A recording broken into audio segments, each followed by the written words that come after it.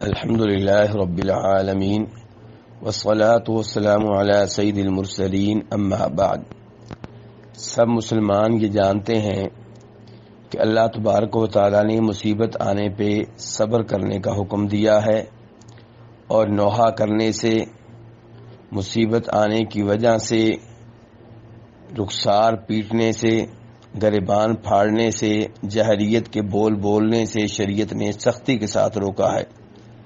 امام بخاری اور مسلم دونوں روایت کرتے ہیں کہ نبی صلی اللہ علیہ وسلم نے فرمایا، وہ ہم میں سے نہیں ہے جو رخسار پیٹے، گریبان پھاڑے اور جاہلیت کے بول بولے، بلکہ اللہ تبارک و تعالیٰ تو قرآن پاک میں یہ فرماتے ہیں کہ وبشر الصابرین، کہ خوشخبری آپ دے دیں ان کو جو صبر کرتے ہیں، جو مصیبت آنے پہ انا للہ و انا الیہ راجعون کہتے ہیں۔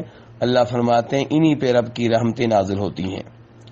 تو مصیبت کے وقت ماتم کرنا، نوحہ کرنا اور گریبان پھاڑنا، رخسار پیٹنا، بال نوچنا، یہ وہ چیزیں ہیں جو اسلام میں سختی کے ساتھ ممنوع ہیں۔ لیکن افسوس یہ ہے کہ کئی مسلمان ایسا کام کرتے ہیں اور مصیبت کے وقت صبر کا دامن چھوڑ بیٹھتے ہیں۔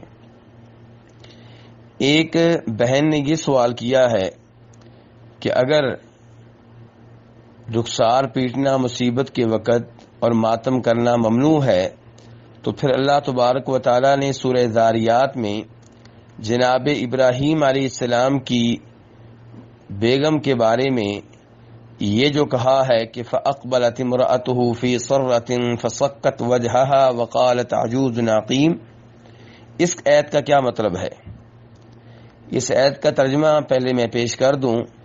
آیت کا ترجمہ یہ ہے کہ جناب ابراہیم علیہ السلام کی بیگم چیختی ہوئی آئیں اور انہوں نے اپنے چہرے پہ ہاتھ مارے اور کہنے لگیں میں تو بوڑھی ہوں، بانجھ ہوں۔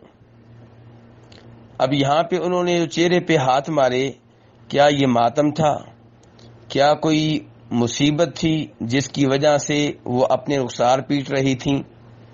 اگر قرآن پاک کی اس آیت سے پہلے والی آیات اور بعد والی آیات پہ غور کیا جائے تو پتہ چلے گا کہ یہ ماتم نہیں ہے، یہ مصیبت کے وقت صبر کا دامن چھوڑ دینا نہیں ہے، بلکہ یہ تو خوشی کے جذبات ہیں۔ ہوا یہ تھا کہ جناب ابراہیم علیہ السلام کی یہ بیگم جو کہ بوڑھی ہو چکی تھیں، بانجھ تھیں، اولاد سے محروم تھیں، بڑھاپے کے عالم میں اللہ تبارک و تعالیٰ کی طرف سے فرشتوں نے انہیں خوشخبری دی کہ اللہ تعالیٰ آپ کو اولاد دینے والا ہے۔